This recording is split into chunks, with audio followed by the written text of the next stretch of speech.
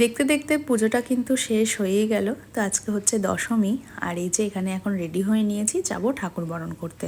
আর এখন যাব আমি আর ওদিক থেকে শাশুড়ি মা, আমরা দুজনেই যাব ঠাকুর বরণ করতে। আর এদিকে পাপাকে কিন্তু নেব না, তার কারণ ওকে নিয়ে গেলে তো ঠিকভাবে বরণ করতে পারবো না, তো সেই জন্য ওকে নেব না। আর কৃষ্ণেন্দু যেহেতু ভিডিও ফটো তুলবো, তো সেই কারণের জন্য কৃষ্ণেন্দু ওকে ধরতে পারবে না, তাই ও বাড়িতেই থাকছে। বরণের থালা গুছিয়ে আমরা এখন চলে এসেছি ঠাকুর বরণ করার জন্য।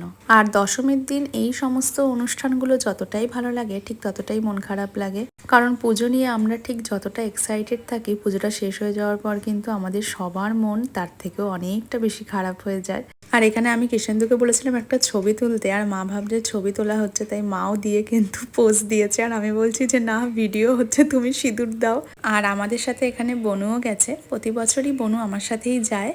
আর আমরা বেশ সুন্দর করে কয়েকটা ফটো তুলি, তাই এখানে মা ওকে একটু সিঁদুর লাগিয়ে দিচ্ছে। আর এখন আমি সবার সাথে এখানে সিঁদুর ছুঁয়ে নিলাম। আর এতক্ষণ এত ভিডিও যে করে দিচ্ছিল, তার সাথে একটু ভিডিও না থাকলে হয় বলো। আর বরণ করে বাড়ি চলে এসেছিলাম, আর তারপর আবারও ক্লাবে গেছিলাম। এই যে এখানে মাকে নিয়ে যাওয়ার জন্য সমস্ত প্রস্তুতি শুরু হয়ে গেছে। ভাসান হবে, আর তার সাথে ভাসান ডান্স হবে না, সেটা কি হয় বলো। তো এই যে দেখো, এখানে কিন্তু আমরা সব নাচ শুরু করে দিয়েছি। মনে হচ্ছিল এই পুজোতে খেয়ে আমি যত ক্যালোরি করেছি, সেটা সব আমি আজকেই এখানে বার্ন করে দিয়ে যাব।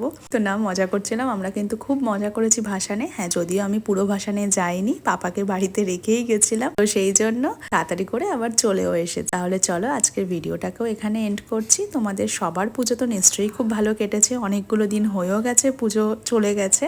তাও যখন আমি এখন এই ভিডিওগুলো এডিট করছি, ভীষণ ভালো লাগছে। তো যাই হোক, চলো ভিডিওটাকে এখানেই এন্ড করছি। দেখা হবে তোমাদের সাথে আবার নেক্সট ভিডিওতে। ততক্ষণের জন্য সবাই ভালো থেকো, সুস্থ থেকো।